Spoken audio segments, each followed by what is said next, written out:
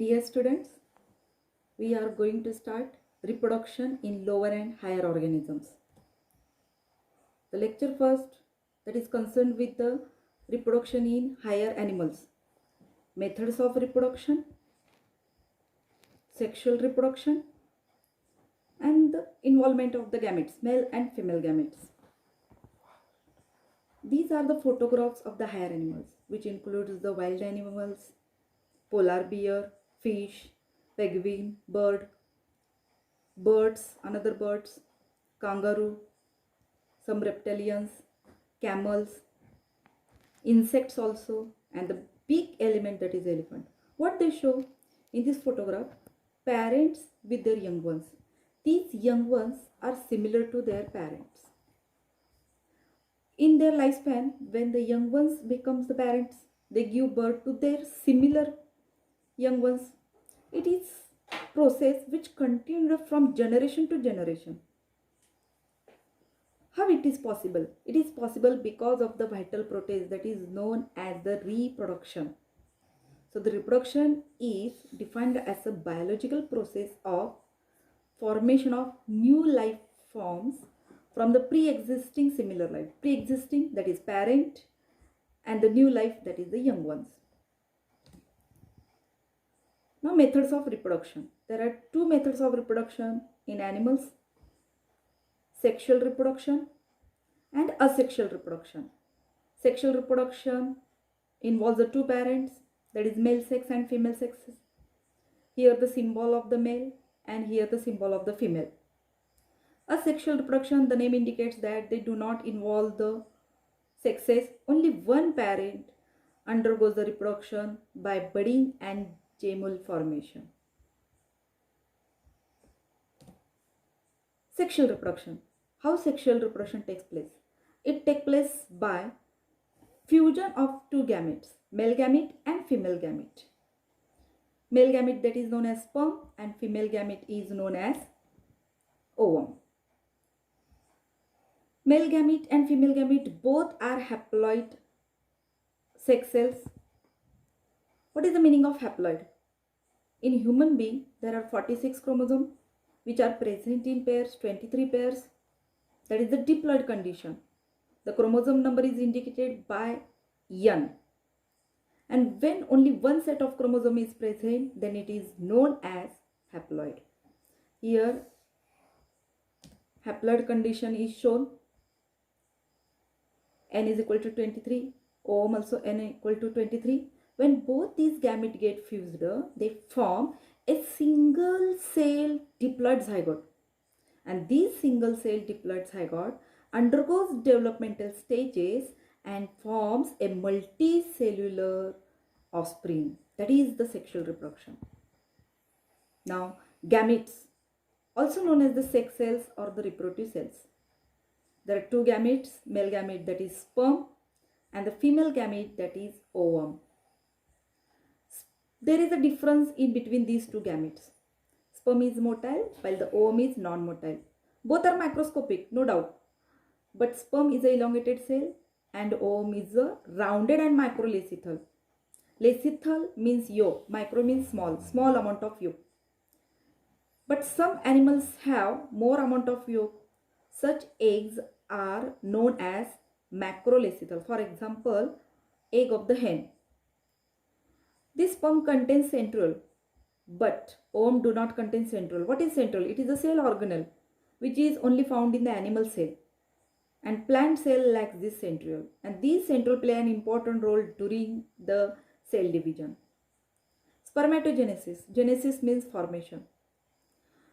Formation of the sperm is known as spermatogenesis. Similarly, ovum is formed by the process known as oogenesis. Structure of the sperm. How sperm looks? It is microscopic, elongated cell. It is divided into three parts: head, middle piece, and tail. Head and middle piece joined by a very short region, that is the neck. Head is rounded. It contains haploid nucleus and acrosome. Acrosome is a cap-like structure present above the nucleus. It is formed from the Golgi body, a cell organelle.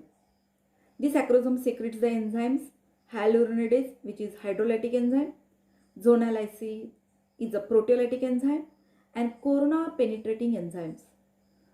This zona lysin corona penetrating, the name indicates that zona lysin carried out lysis of the zona pellucida membrane of the ovum, and corona penetrating enzyme breaks down the corona reducta, which is the outer wall of the ovum. That's why acrosome plays an important role during fertilization for the entry into the ovum. Neck contains proximal central and distal central. From this distal central, a thread-like structure, that is axial filament, arises.